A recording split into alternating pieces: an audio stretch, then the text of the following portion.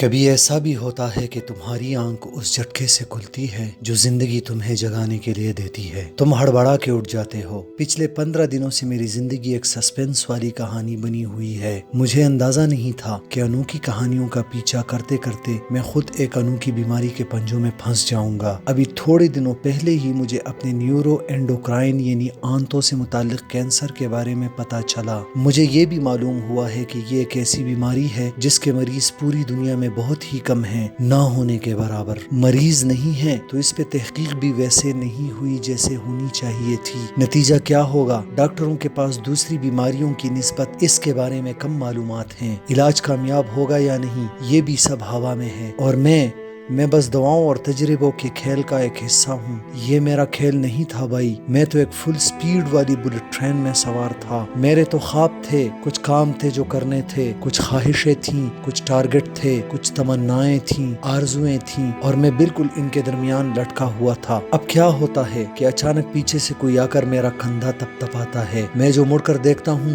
تو یہ ticket checker ہے۔ تمہارا سٹاپ آنے والا ہے بابو، چلو اب نیچے اترو۔ میں ایک دم پریشان ہو جاتا ہوں۔ نہیں بھائی میاں، میری منزل ابھی دور ہے یار۔ اور پھر ٹکٹ چیکر مجھے سمجھانے والے انداز میں کہتا ہے، نا یہی ہے سٹاپ، تو بس یہی ہے۔ ہو جاتا ہے کبھی کبھی، ایسا بھی ہو جاتا ہے۔ اس اچانک پن میں پھنس کے مجھے سمجھ آ گئی کہ ہم سب کس طرح سمندر کی بے رحم لہروں کے اوپر تیرتے ایک چھوٹے سے لکڑی کے ٹکڑے کی طرح ہیں۔ بے یقینی کی ہر بڑی لہر کے آگے ہم تو بس اپنے چھوٹے سے وجود کو سنبھالنے میں لگے رہتے ہیں، نہ اس سے کم نہ اس سے زیادہ۔ ہرا سمندر، گوپی چندر، بول میری مچھلی کتنا پانی، اتنا پانی، تو بس پانی، بے رحم پانی، وقت کی موجوں کے تپیڑوں میں تیرتی نامعلوم ہستی اور پانی۔